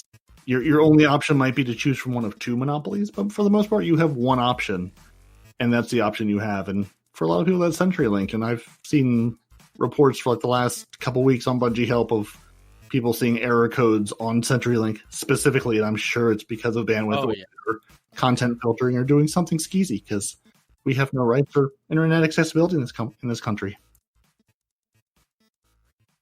Now we have some pretty pictures and pretty videos to look at that Respawn enjoyed. Yeah, now it's down to you, Respawn, for your Respawn Report Roundup.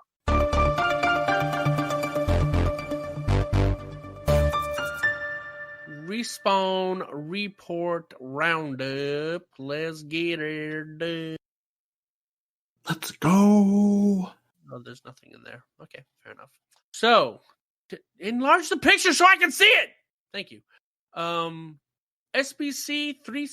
Sorry, I butchered your name. SCB 36T. SCB 360. We still want new and existing players to be able to earn these legacy exotics. So starting in year 4, any exotic tied to a quest that has been vaulted, like those listed above, will now become available through a new memorial kiosk situated among the vault kiosks in the tower. There are 2 missing exotics here, the Anarchy and the Teraba. Will these... Wait a second. Here. Hold on. This was all stuff they mentioned. He's quoting. This is all stuff we talked about last week. Yeah. No, I was... When he said here, I'm like, wait, it's not here yet. Just disregard. My mind freaked out for a second. Will these be part of the kiosk at all, or will they be vaulted until these raids come back? Cosmo 23. These will be on the memorial kiosk as well. They were just drops and didn't have a quest associated. I'm excited. Right? I would love to get the Teraba without having to do that raid anymore. It'll be incredibly... This is by The Real Patchy. It will be incredibly disappointing if the raid exotics can just be purchased with an exotic cipher. It's nice that they won't be unobtainable, but there should at least be a quest to complete X number of raids or something. Players getting the raid exotics without ever having touched a raid seems like a really poor design choice. I actually agree with him. Cosmo 23. It'll be incredibly disappointing if the raid exotics can just be purchased with an exotic cipher. Never said this, smiley face. We'll share more on the kiosk in the future. Cool. Yeah, so there will be something tied to these raid exotics. Most likely it doesn't just go buy them and say, hey, I got it. Maybe you have to have at least completed the raid one time or something. The raid that it comes from. I don't know. We'll see. No, or just complete a couple of raids like The Last Wish and something else. Cosmo 23. Jade Rabbit's perk is also not working properly because of the same issue affecting Merciless and will be fixed on 2.9.2 on September 8th. There you go, guys. Very good. So, what happened to my emote? This is coming from Tenrokin. Also, the last one that I read, I didn't say... Oh, I did say it was Cosmo. Never mind. This one is from Tenrokin. So, what happened to my emote? He's talking about the coin flip emote. And DMG says, currently is disabled due to an issue. It should be fixed in our next update. DMG again. People are asking about a certain sniper scene in the trailer. We will no longer be selling new legendary weapon ornaments in Eververse. No additional details to share at this time. Today is the day for stasis. More soon. So this is that sniper that we were talking about that's possibly coming back to replace the Beloved, called the Adored, that looks like it. He's basically saying that there's no skin that's going to be for the Beloved, so it is a new sniper, but they haven't revealed what it is and what the sights are, what it does. Until you see it. J-Day Sept. Will you guys be at the Gamescom this Saturday, or is that a mistake on the schedule? Cosmo23. It is an interview. Do not expect any trailers or big news reveal. Oh, sad face. Right? DMG04. In all honesty, best way to approach TWABs is not to have expectations. Done. Wow. It's almost like I've never had expectations. Good job. Sometimes, so wrong. The fact that he said that. Sometimes we have things to talk about. Other times, it's just a callback to information that rolled out earlier in the week. We'll absolutely admit that there have been many weeks in the past where it's a simple community update to say, the team's working! Take a drink. Check back another week for news. Blah. With the change in the release date, we have a few extra weeks for the team to be heads down while they jam on Beyond Light. Apologies. In time, more information will be released as we get details from the team and can talk through goals, aspirations, previews of changes. We do not have an ETA on that, but we do know that between now and November, we'll have some TWABs with info to get you ready for 11/10. Didn't he just say don't expect anything in the TWAB? Yeah, but now he's saying, he said the best way to look at it is not to have expectations. So if you get things, be excited, but don't expect them. It's like Christmas. Come at me with facts and logic, parody. Stay in your corner. All right? Let me be angry for a second. No, what is this? More leaks from Wish You Luck. What is all this? We've done that. I've done that. Oh, did you? Yeah, okay. I did for all that. There's also the picture of the three subclasses with when we get the more information. You did that one too? Yeah, I saw those. This looked like it was part of my thing. Part of my shtick. No, that's it. And unfortunately, this week, Not Arf hasn't been able to join us with his lore reading. So we haven't been able to enable Respawn in asking questions. So I thought, as a treat for these two guys, I would do a little quiz for them. Ooh. Surprise! You mean you don't have a lore reading prepared for us that I can play for my wife? Making her hopes and dreams come true? No. This is inspired for the fact that I was on the Guardian Down podcast yesterday. I guested on there yesterday, and we had lots to talk about. And they've got a little quiz, their quick fire quiz. I can't remember the name of it, and I couldn't remember it yesterday. Is it the speed run? That was it. They do a speed run quiz that we all participated in last time, and none of us won. And I thought, rather than me having another go, because I feel that that's cheating. My score's out there. I think I got 22 out of whatever it needs to be. I didn't beat Sin and Kingsley Mac. So that's it. It's done. That's it. Over and done with for the year.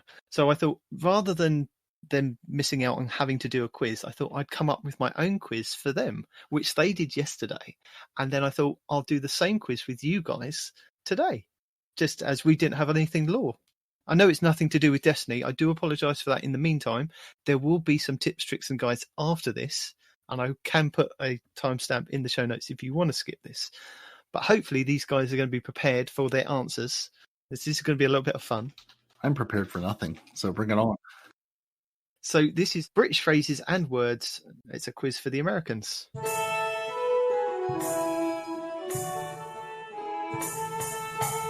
This is my game ever. Okay.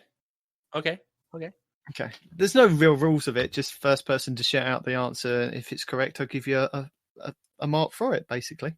I'm doomed. Let's go. Okay. If I say I'm knackered, what am I? Tired. Damn it. If I say I've let one go, what do I mean? Farted. Well done. If I say I've dropped a clanger, what do I mean? Nope. Parody? Dropped a clanger.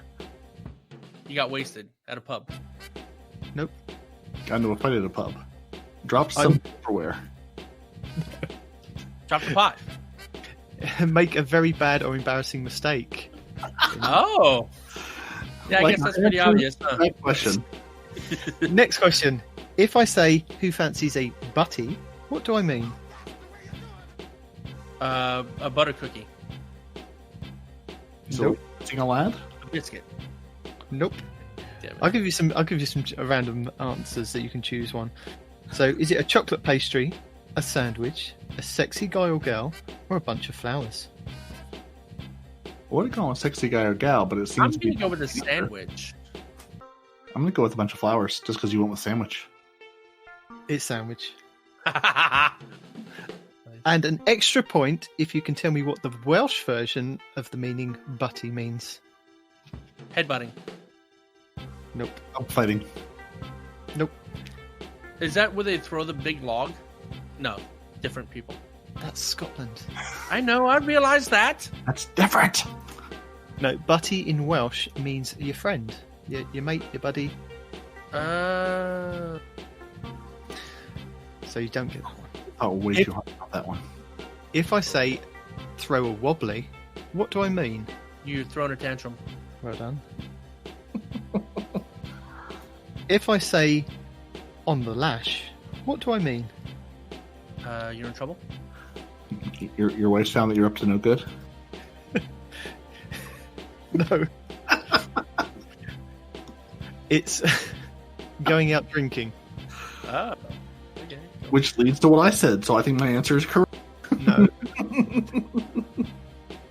What is a bog roll? Bog roll. Is that a sleeping roll? Like Is it a sandwich, marshy land, toilet paper, or a hose pipe? toilet paper? See, why do I have to read these to you and you both get it then?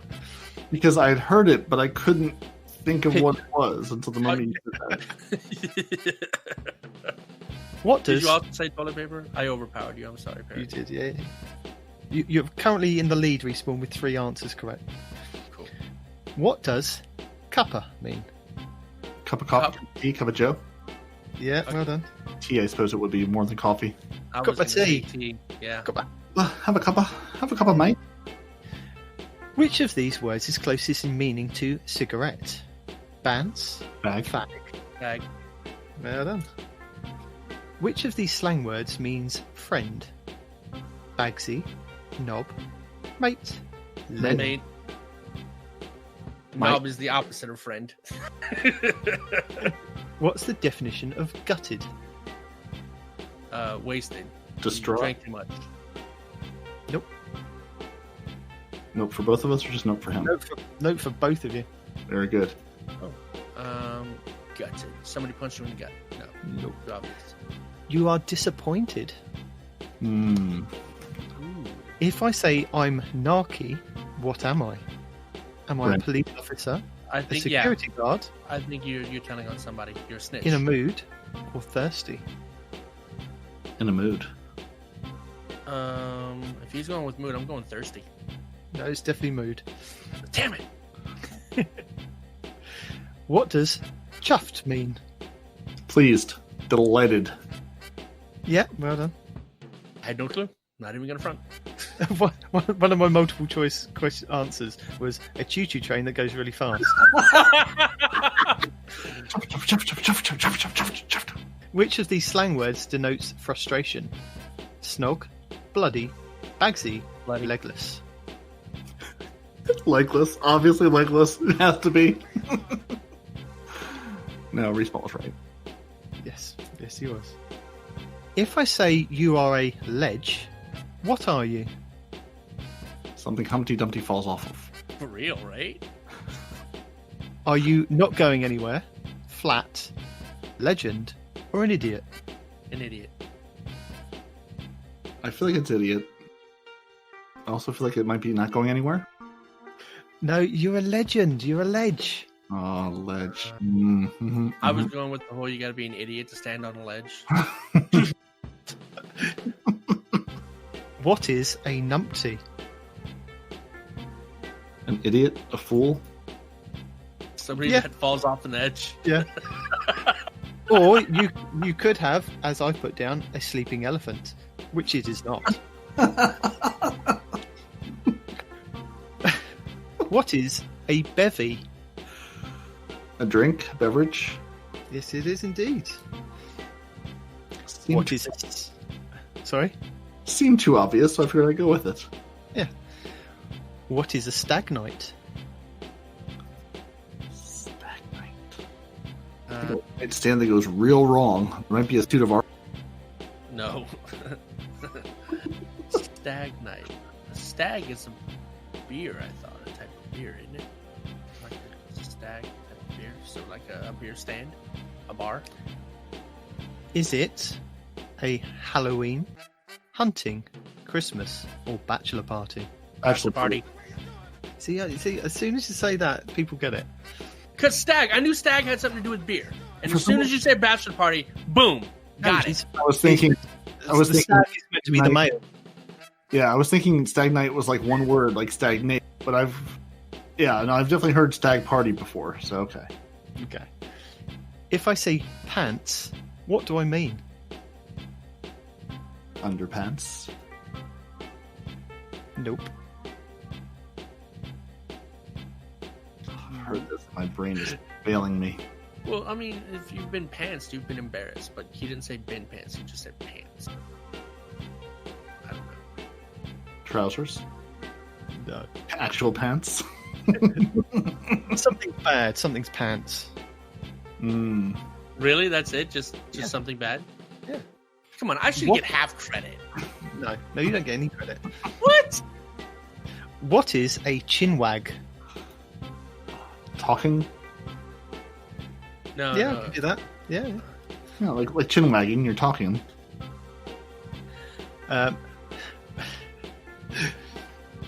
Probably we're doomed. Where is someone who is going off to Bedfordshire going? Are they going to Bedfordshire, Scotland, to the beach, or to bed?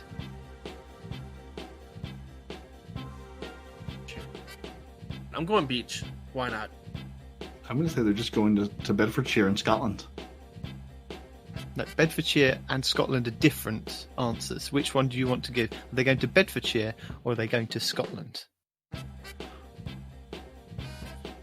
Let's go with It doesn't matter which one you give me, you're both wrong. It's going to bed.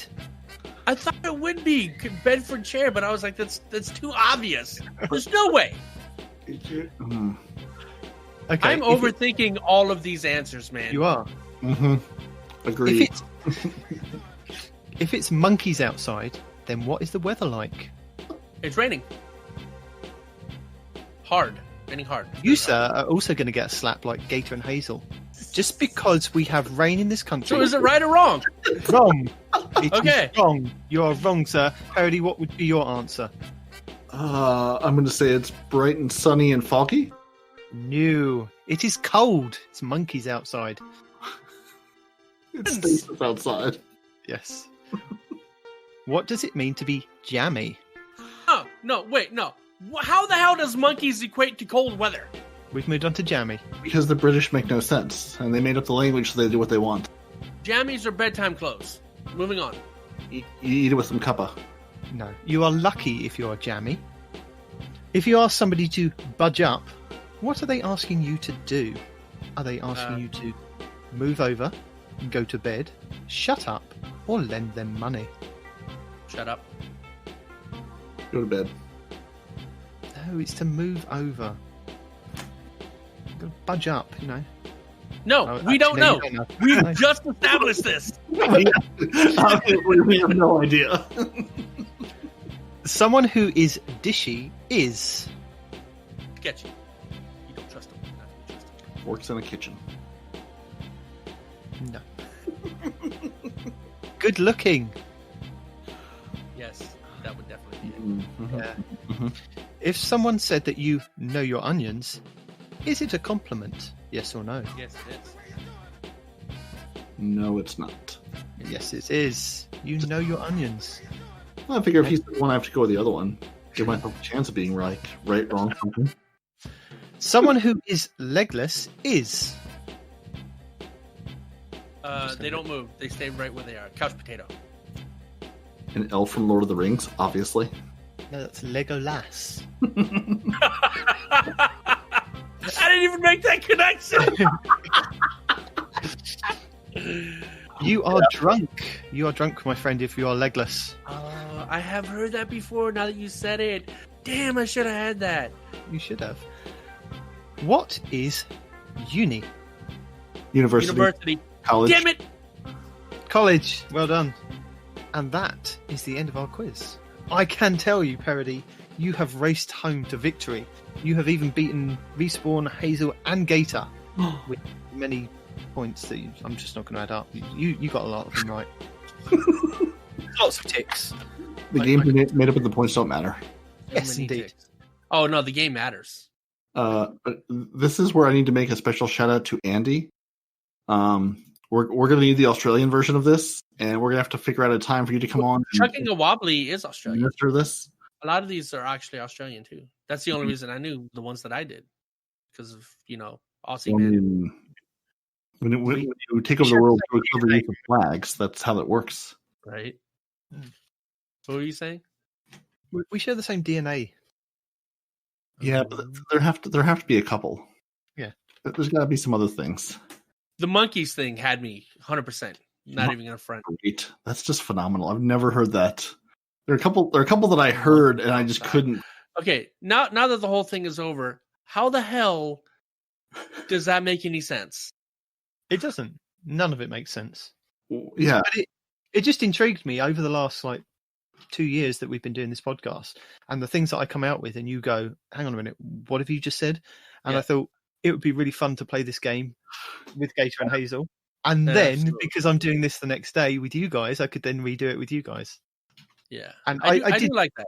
Nice. I did think that you guys would get more right because you're kind of more acclimatized to me and the way that I speak. And keep in mind, we have our own slang. Like, for example, what's a whip? Do you know what a whip is? Something to do with ice cream. No, it's a car. Is that slang or is that just a car? Or is it that is slang for a car? It's a specific type of slang called ebonics. Yeah. Okay. So, I mean, I can pull up a whole list of. We should do that to them, actually, Parody. Yeah. Well, not them, him. You could do it to me and Not Arf at some point. Yes. There are two British guys now. Absolutely. We should 100% do that. I'm going to start putting some stuff together that's really going to throw you guys for a loop. Oh, good. Okay. Oh, yeah. I'll be curious if I know any of the things you come up with. I have some tips, tricks, and guides. Okay, go ahead. Did you watch Glad's the deadliest boss in all of Destiny video, where he finds the world's deadliest boss in all the entire game? The launcher, you mean? Yeah, I saw it. Yeah, I saw the clip on Twitter. Yeah, 3 pro gamers versus 1 graph lift. that just reminded me of just the most Frozen thing ever. Watching the 3 of them just fail over and over again. It was great. Okay, we'll put that in with the something in the show notes. So what else do you have for us, Nitedemon, who watches YouTube so you don't have to? Well, in my section of I watch YouTube so you don't have to. So Cheese Forever has an easy 100k Garden World Nightfall. So this is where you can get the powerful reward for doing the 100k Nightfall. But he's worked out, or he hasn't, but somebody else has. You can do it on 120. This is the heroic version with 2 other blueberries. You can do it via that. And there's a method of going backwards and forwards through the gate that's on Mercury and killing the ads on both sides and just repeating that while the blueberries continue to complete it. So watch that and you'll be able to get 100k Nightfall done very easily. True Vanguard has got a build for us Titans using sunspots. He says that they are ridiculous and they're a bit... they're not used as much in PvP, so he's put a good case as to why you would want to use sunspots on your Titan. Fallout has a radar 2.0, 201. So this was going on the previous video that he did with radar 101. This is 201, and this expands on what he put in that video. So if you still want to know a few more tips and tricks of how to read your radar and how to use it to your advantage, that's worth a watch. Now, I know you're going to like this one, Parody, because it involves the sweet business, but it's not the sweet business that you think it's going to be used for. This is from iFrostbolt. He's put a sweet business and warlock build together called the Sweet Devour. And this is using the Devour grenade to constantly, when you get your kills with the Sweet Business, constantly proccing your health to just mow down loads and loads of people. So it's not just Frost Titans. You Warlocks can be the same. So that's a really good build. It sounds like it would be more invincible than the Titan. I think it possibly could be, because the Titans don't get any health regen, whereas with the Warlock's Devour, he's getting constant health Infinite regen. health versus infinite bullets. Who wins? The answer is There is the answer of reloading, but then he does show you how to kind of stack that and get that worked out pretty quickly. MTash has a called better two advanced, auto rifle reloading mods. There you go. Yeah. Done. I think there's an exotic at play as well. MTash has a better than exotics build, and this is using mods, the Dynamo mods, in PvP on a hunter. And he can get his super very, very quickly, and that's definitely worth a watch if you've got like 100% mobility. Yep. And He's got Dynamo, another build. Did you see his other build too? No, I didn't. There's another build. The Titan one. No, another hunter one too. Well, So there's another hunter one where he puts the Kepri sting on and puts top tree tether on. And not only does that make your top tree smoke more damaging, so basically you can throw a smoke, hit somebody, and just one-shot them after that, right? It doesn't completely kill them, but it gets them super low. And you can do that, or whenever you melee, it drops that same smoke bomb at your feet, both disorienting them and slowing them and damaging them. So all you have to do is melee and they're dead, right? And he did mad work with that one. He actually killed more people with that build than he did with the one that you're talking about. Right. Yep. So basically just Kepri Sting.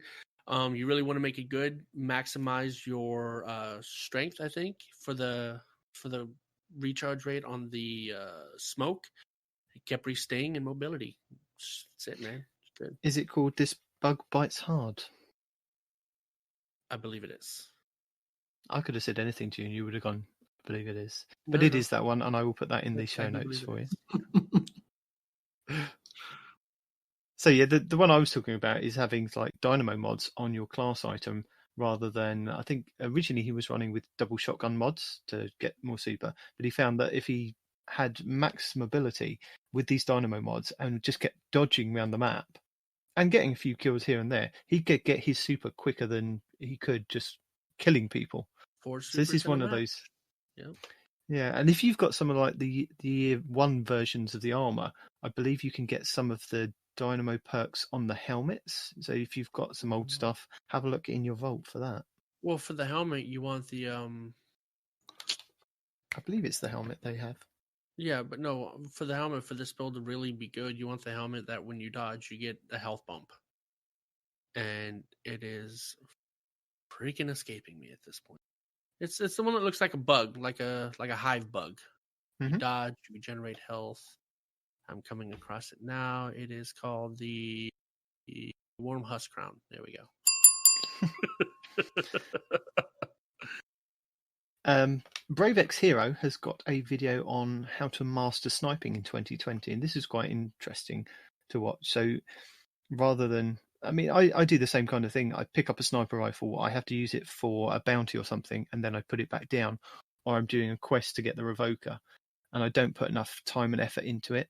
And I think if I followed some of the advice that he's got in his video, I would be a little bit better at sniping. So this is worth a watch for anybody that wants to maybe improve on their sniping or get into sniping.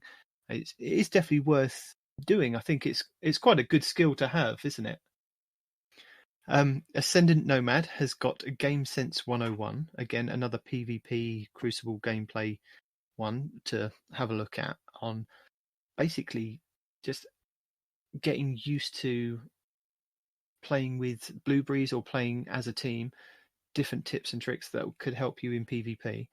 And then he has a live gameplay that he recorded that he then does a commentary on and tells you his plays. And what I found quite interesting about that was he wasn't like a PvP god when he walked into the arena like some of these people that we see. He literally kind of got destroyed left, right, and centre as he kind of felt how the map was being played, what the other players were playing with, with their arsenal. There was one point where he got sniped when he was trying to protect B, even though he kind of tried to set himself up to protect B. This guy came around the corner and just sniped him. And then he remembered that player later on in the game so that he knew that he could use his verticality to get over and behind him to, submachine gun him down pretty quick. So it's little things like that I find quite interesting to watch, of somebody that is good at PvP that kind of walks into a match, sees how it's playing, and then kind of guides you through their thought process. And that's what I like about like when True Vanguard does it as well. But Ascended Nomad's got this Game Sense 101 video and then this 3.0 video that he's explaining his way of playing. Cami Cakes has got an exotic armor tier list for season 11 for the Titans, if you're interested in what his views are like going forward and what's good at the moment. And then Crazy Mr. Pips has got a Keep This Pulse Rifle because he believes it's going to be a really good pulse rifle in maybe the next season or the season after that when they maybe adjust pulse rifles. It's the Giant 5, I believe, and he hasn't got an amazing role on it. So I think it's kind of look out for a role that suits your gameplay. But it's one of those PDX 45 Hawk Saws from Destiny 1 style of guns. And I think it's a 450 archetype, I believe. So it's not the 540s, which are the really fast firing ones, like I want to say Grasp of Mallet because that's the only one I kind of relate to. But you know what I mean? Yes. So it's not one of the faster firing ones. It's kind of in the middle. But I think watching the gameplay, I kind of agree with him that it could be one of those sneaky metas that come back up. And because they are going to adjust hand cannons and possibly the 600 archetype auto rifles next season, which is interesting. So, yeah, have a look at that video and see if you want to kind of see if you can get a Giant 5. And that's it, guys. That's all I have for you this week. Well, then, I guess it's time to say thank you for joining us. Thank you for joining us. No one responds in real life. No one responds. You can email the show at 2Titans100. You can find the show on Twitter at 2Titans_100. You can find the show on Instagram at 2Titans100. And Facebook, guess what? Same thing. If you're looking for Guardian Hub or Guardian Downcast raid help, go to lfg.frozen.party. They can actually get you through things. If you're looking for raid hindrance, trials hurt, and just massive giggling while unloading thousands of bullets at your foes, go find us. You can find your favorite Guardians on Xbox Live and Respawn on PC. You can watch the show on YouTube, listen to the show on Apple Podcasts, Google Play, Spotify, and everywhere podcasts are sold. And remember, kids, when you're searching for the soundtrack, you're going to find 2 Titans and a Hunter. One Titan may be behind you, one Titan will run up ahead and may be dead by now. Gents, say goodbye. Ta-ra.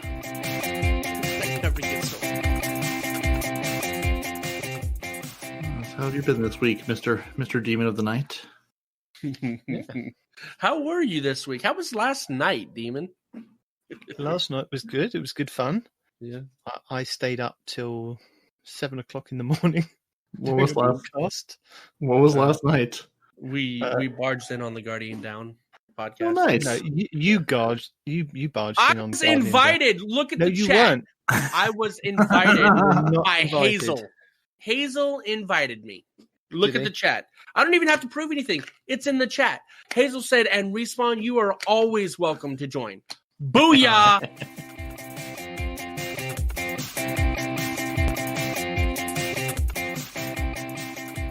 Entire classes of sniper rifle. These are all things. I know we're so good. Yeah. Did someone kick second Craig out of the thing? No, I guess he just couldn't handle this conversation. Okay. Well, we still have main Craig. I just want to make sure it wasn't Craig freaking out. Sorry. Carry on.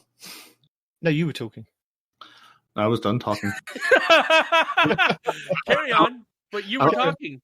I was just here to interrupt you. I was done, then I heard the dudung, and I was like,